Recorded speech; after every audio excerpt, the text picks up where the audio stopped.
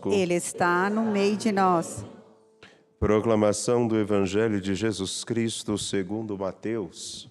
Glória a vós, Senhor.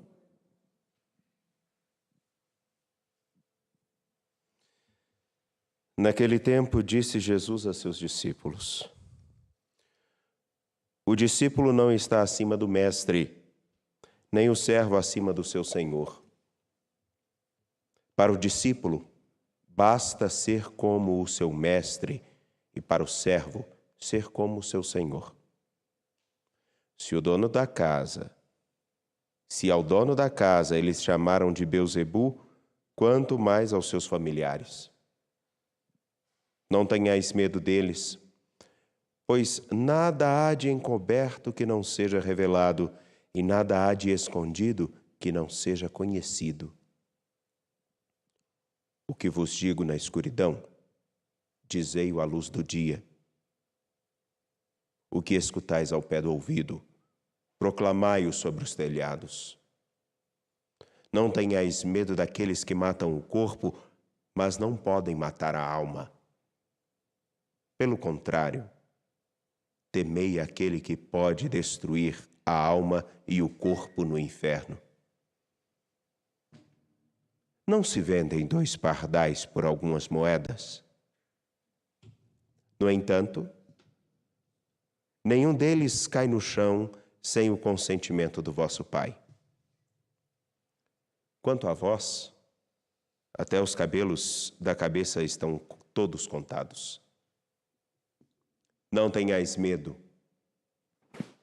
Vós valeis mais do que muitos pardais. Portanto, todo aquele que se declarar a meu favor diante dos homens, também eu me declararei em favor dele diante do meu Pai que está nos céus. Aquele, porém, que me negar diante dos homens, também eu o negarei diante do meu Pai que está nos céus. Palavra da salvação. Glória a vós, Senhor. Por favor, podem se sentar. As irmãs da Fraternidade Toca de Assis sejam muito bem-vindas. Que Deus abençoe e guarde as senhoras, como também a todos que aqui estão. A você que nos acompanha pela TV Horizonte, pela TV Pai Eterno, pela Rádio América, também pelos nossos canais no YouTube, o Mãe Piedade, também no Instagram Mãe Piedade. Celebramos a liturgia deste dia e posso, como uma introdução, partilhar um pouco do que pude ver em Nova Trento, no sul do país, em Santa Catarina, quando lá fui conhecer o Santuário de Santa Paulina, lugar onde ela, chegando da Itália, viveu e começou, de modo bem significativo, a cumprir algo tão particular. Mais do que falar de Jesus Cristo, aquela jovem, seja no moinho do pai, ou seja numa casa que cuidou de uma cancerosa, de uma pessoa que estava com câncer, uma mulher, até os últimos momentos, um lugar frio, mas e tão bonito,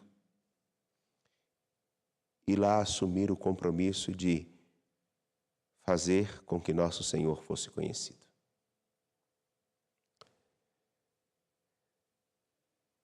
Também me lembro de quando pude, numa oportunidade bem particular, de tocar a terra de Assis, na Itália.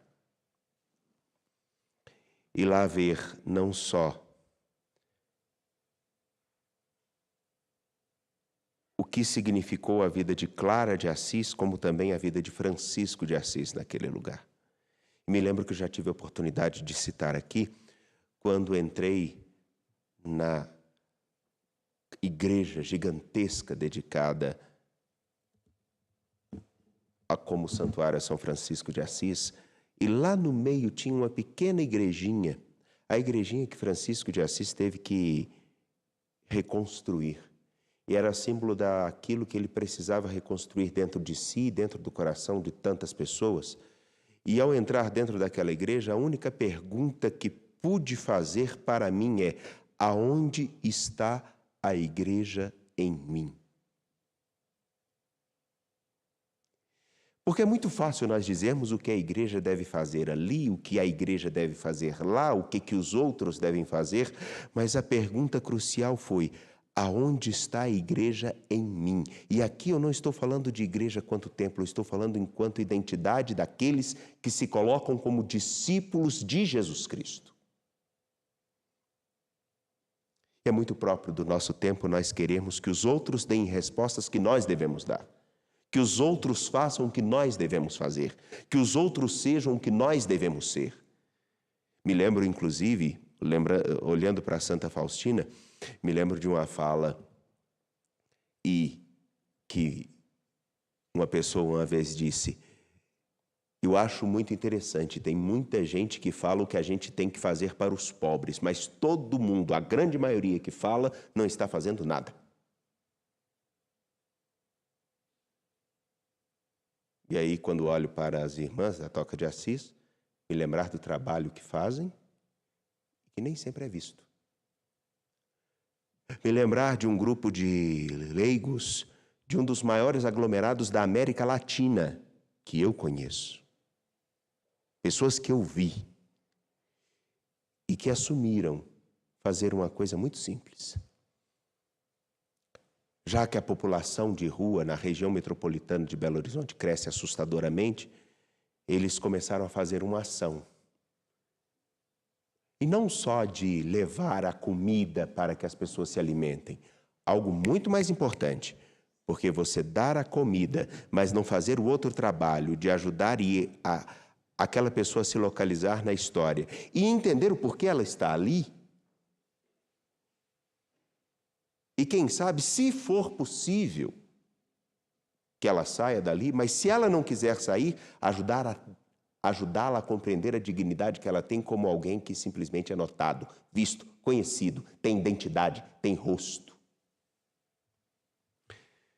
Pois bem, aonde está a igreja em mim? Essa foi a pergunta que fiz em Assis, mas é o mesmo sentimento que me afligiu em Nova Trento. Um lugar pequenininho, lindo, mas eu acredito que a leitura possa nos ajudar a compreender um pouco disso. O rei Oséias viveu num tempo onde o templo era esplendoroso. As liturgias eram lindas.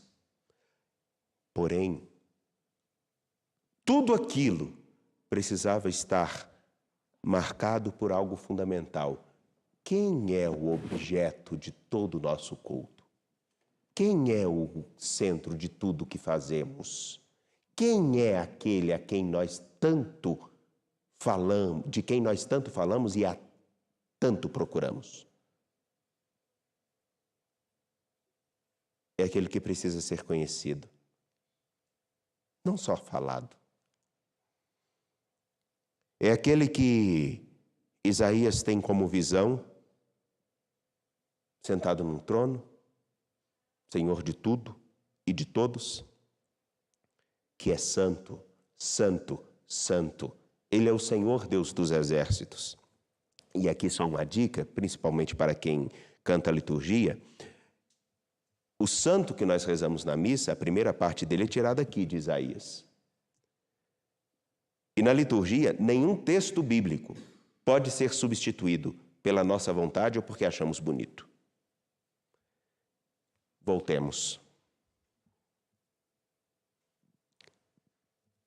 E a esse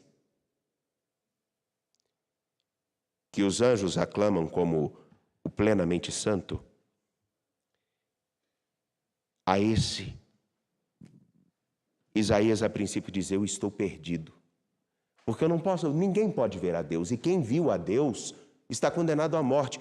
Prova desse tipo de entendimento é que quando transportavam a arca da aliança, a arca começa a tombar e então alguém, não me lembro o nome específico, tenta aparar a arca. Ao tocar a arca, ele morre, a arca da aliança. Não se poderia ver a Deus, não se poderia tocar em Deus.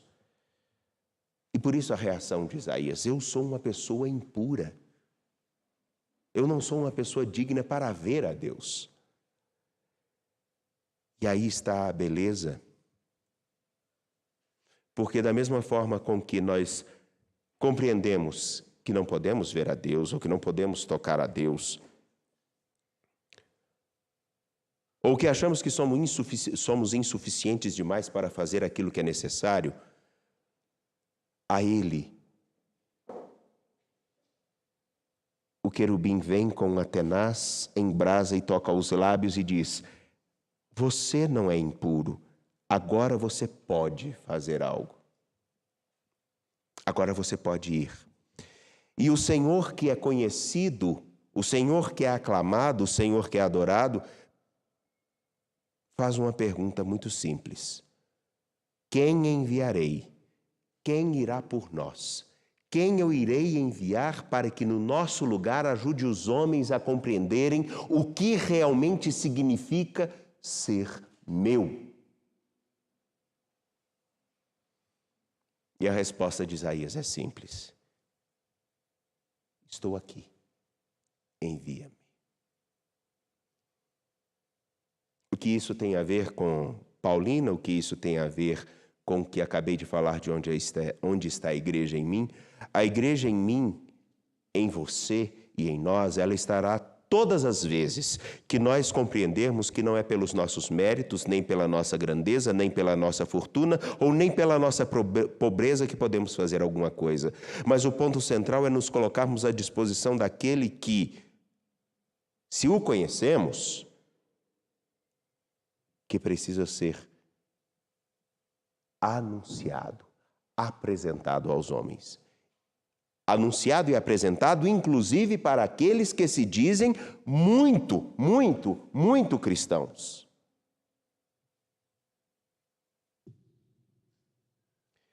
Porque o contexto de Oséias era um povo que se via muito devoto, muito fiel, mas que no fundo, toda aquela aparência e aquela opulente liturgia escondia uma coisa triste e vergonhosa. Eles não sabiam quem realmente era o objeto, quem era o foco de tudo que deviam fazer.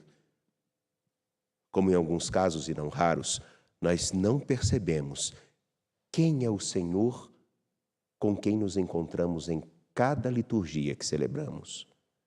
Quem é o Senhor que nos espera em cada pessoa que precisa de amparo. E Ele não nos espera pelas nossas palavras, mas pelo nosso modo e o nosso compromisso de viver segundo a sua palavra. Isso toma forma justamente no capítulo 10, versículos 24 a 33 de Mateus. Porque quando Jesus diz: o servo não pode ser maior do que o seu senhor, e o discípulo não pode ser maior do que o seu mestre. Ele deve procurar ser como o seu mestre. E se o mestre passa por alegrias, que nós passemos as alegrias com o nosso mestre. Mas se ele passa pelas tristezas, se queremos levar a sério os seus ensinamentos, não pensemos que a fidelidade aos seus ensinamentos exclui também as dificuldades.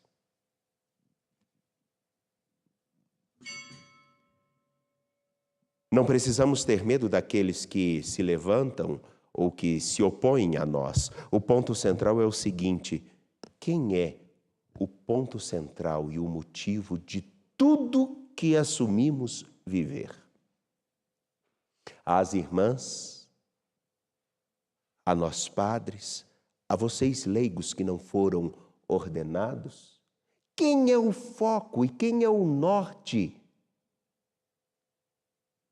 que cada um assumiu seguir? Para o discípulo, versículo 25 do capítulo 10, basta ser como seu mestre, e para o servo, ser como seu senhor. Fica fácil de entendermos isso quando nós somos crianças, nós olhamos para aquilo que nossos pais e nossas mães são capazes de fazer de bonito e nós tentamos imitar.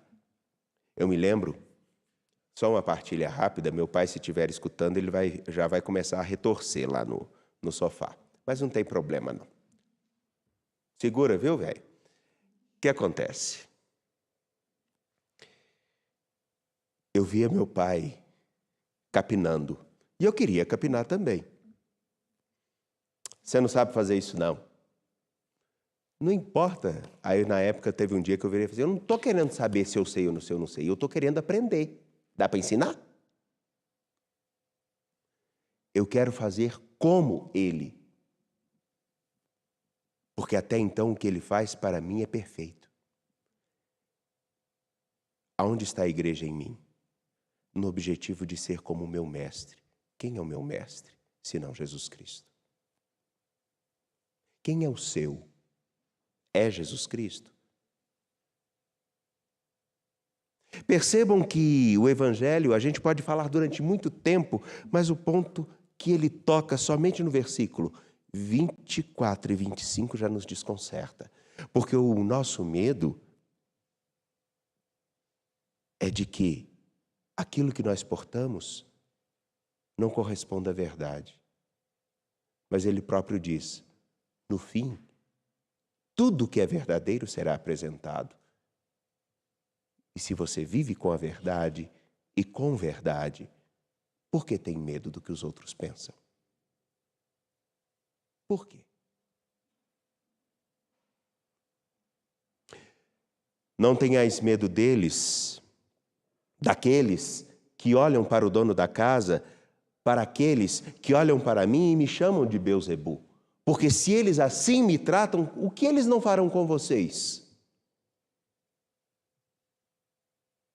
Não tenhais medo deles, pois nada há de encoberto que não seja revelado, e nada há de escondido que não seja conhecido. Não há mentira que dure para sempre. Não há difamação que tenha sustentação durante muito tempo.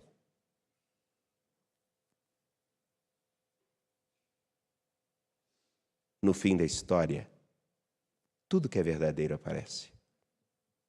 Cabe a nós saber se o fato de estarmos aqui corresponde com o compromisso daquele, junto daquele que é a verdade, nosso Senhor Jesus Cristo.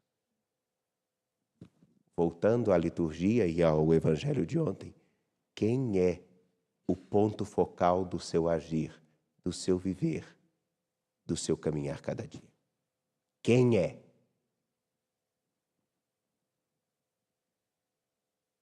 Que o Senhor nos ajude a encontrar esse foco e a lembrar-nos, se Ele não é a medida da humanidade e da fidelidade que queremos atingir, algo muito errado está no nosso ato de dizer que somos cristãos.